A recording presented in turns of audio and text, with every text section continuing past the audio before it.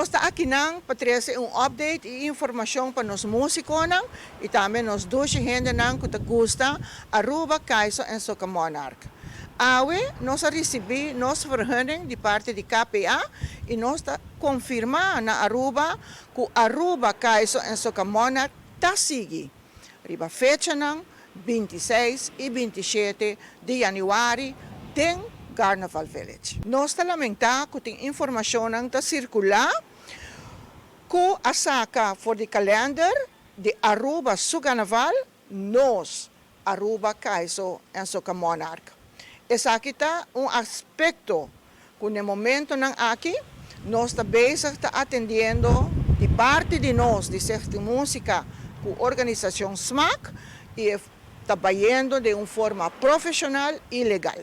Para nós é importante, para a comunidade de Aruba que nós temos tremendo evento preparado para Boso. Ayer nós reunimos com band leaders, músicos, participantes na nosso final de Aruba, Kaiso e Soca Monarch. E está contento para poder receber um grande apoio. Também me quero agregar que nós atrás adiante e para garantizar que nós também temos uma tremenda atividade, nós músicos está claro para trazer um tremendo show januário 26 e januário 27 aí na Carnaval Village.